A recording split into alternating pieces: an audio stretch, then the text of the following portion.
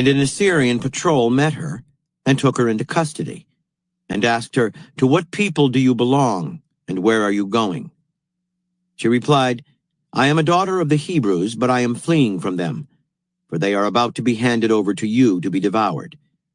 I am on my way to the presence of Holofernes, the commander of your army, to give him a true report. And I will show him a way by which he can go and capture all the hill country without losing one of his men, captured or slain."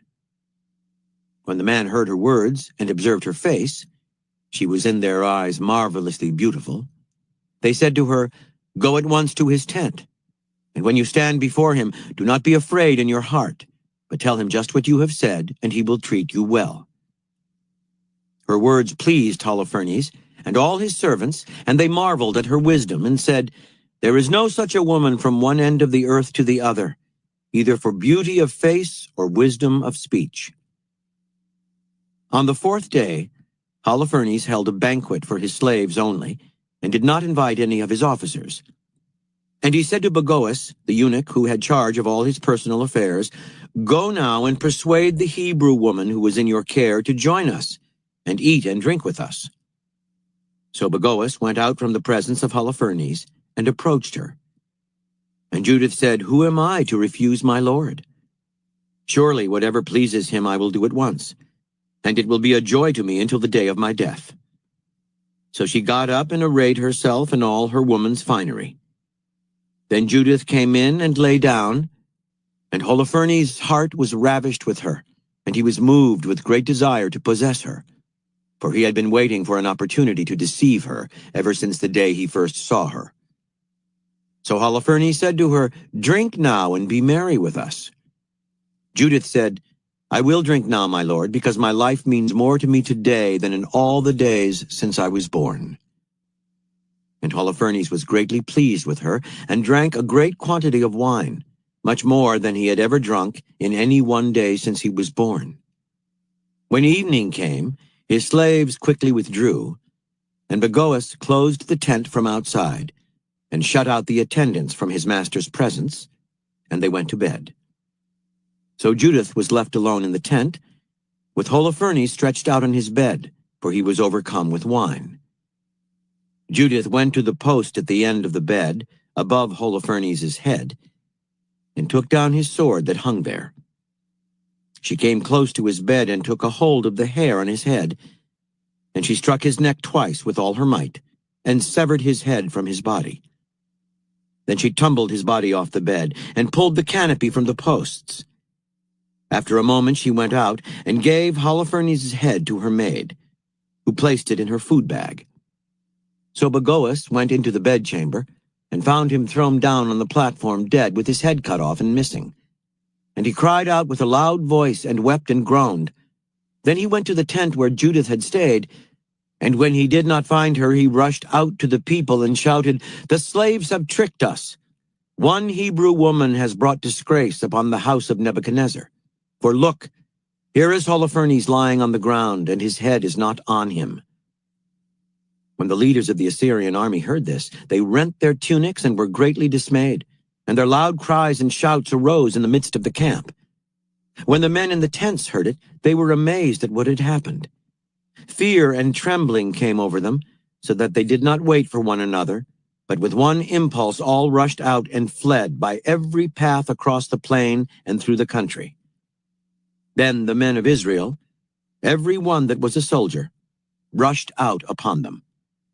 And when the Israelites heard it, with one accord they fell upon the enemy, and cut them down as far as Choba.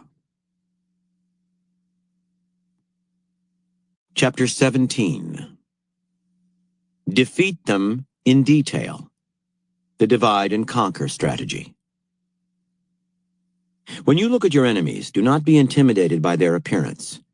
Instead, look at the parts that make up the whole. By separating the parts, sowing dissension and division from within, you can weaken and bring down even the most formidable foe. In setting up your attack, work on their minds to create internal conflict. Look for the joints and links, the things that connect the people in a group or connect one group to another. division is weakness, and the joints are the weakest part of any structure. When you are facing troubles or enemies, turn a large problem into small, eminently defeatable parts. The central position. One day in early August of 490 BC, the citizens of Athens received word that a massive Persian fleet had just landed some 24 miles to the north, along the coastal plains of Marathon. A mood of doom quickly spread. Every Athenian knew Persia's intentions: to capture their city, destroy its young democracy, and restore a former tyrant, Hippias, to the throne, and sell many of its citizens into slavery. Some 8 years earlier, Athens had sent ships to support the Greek cities of Asia Minor in a rebellion against King Darius, ruler of the Persian Empire. The Athenians had sailed home after a few battles. They soon saw that this business was hopeless, but they had participated in burning down the city of Sardis, an unforgivable outrage, and Darius wanted revenge. The Athenians' predicament seemed desperate. The Persian army was enormous, some 80,000 men strong, transported by hundreds of ships. It had excellent cavalry and the best archers in the world. The Athenians, meanwhile, had only infantry, some 10,000 strong. They had sent a runner to Sparta urgently requesting reinforcements, but the Spartans were celebrating their moon festival, and it was taboo to fight during such a time. They would send troops as soon as they could, within a week, but that would probably be too late. Meanwhile, a group of Persian sympathizers within Athens, mostly from wealthy families, despised the democracy, looked forward to Hippias's return, and were doing their best to sow dissension and betray the city from within.